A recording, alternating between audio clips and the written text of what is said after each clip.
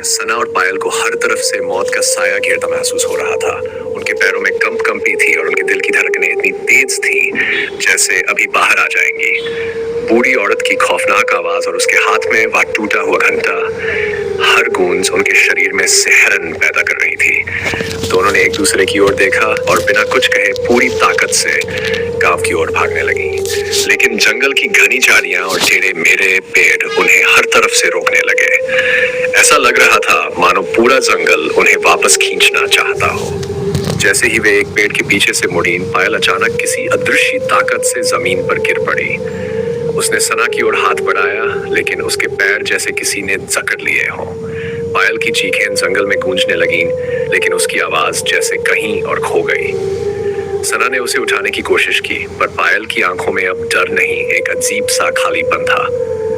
पायल ने सना की ओर देखते हुए कहा, अब यह सब हमारे भागने से नहीं रुकेगा, हमें इसे खत्म करना होगा।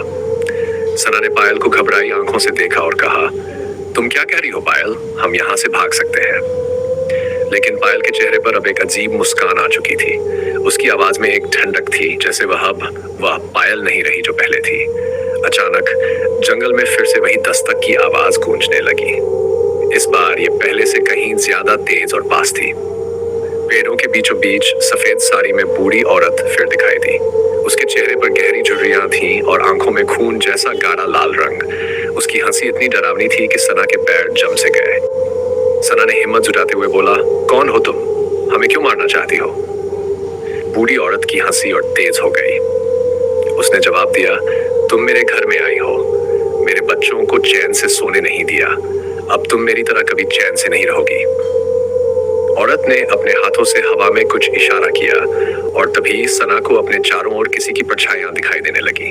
ये वही लोग थे जो इस जंगल में गायब हो गए थे।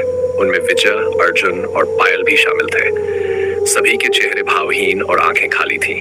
अचानक सना को महसूस हुआ कि उसका शरीर अब हिल नहीं पा रहा। उसने चिल्लाने की कोशिश की, पर उसकी आवाज जैसे कहीं और गुम हो गई। बूढ़ी औरत धीरे धीरे उसकी ओर बढ़ने लगी। सना ने अपनी आंखें बंद कर ली, सोचते हुए कि यही उसका अंत है। लेकिन अचानक उसके कानों में एक फुसफुसाहट सुनाई दी, भाग, अभी भी वक्त है, भाग। सना ने अपनी पूरी ताकत से खुद को जमीन पर गिराया और किसी तरह अपने पैरों को हिलाते हुए जंगल के बाहर भागी। जैसे ही वह गांव की सीमा पर पहुंची, उसने पीछे मुड़कर देखा। जंगल काले धुंध में ढका हुआ था और बूढ़ी औरत की चीख की गूंज उसे अभी भी सुनाई दे रही थी। सना की सांसें अभी भी तेज थीं, लेकिन वह समझ चुकी थी कि वह जंगल अब सिर्फ एक डरावनी कहानी नहीं, बल्कि एक खौफनाक सच्चाई थी। उसने गांव वालों को उस खौफनाक रात के बारे में बताया, पर किसी ने उसकी बात यकीन नहीं किया। लेकिन सना को पता था कि खूनी दस्तक अब सिर्फ एक कहानी नहीं रह गई थी, वह सच्चाई थी जो उसे जीवन भर डराती रहेगी। इस कहानी के दूसरे भाग में डर और रहस्य को और गहराई दी गई है। बूढ़ी औरत की उपस्थिति और जंगल की परछाइयां इस डर को चरम पर ले जाती हैं, जिससे सना का बचना और भी भयावह बन जाता है।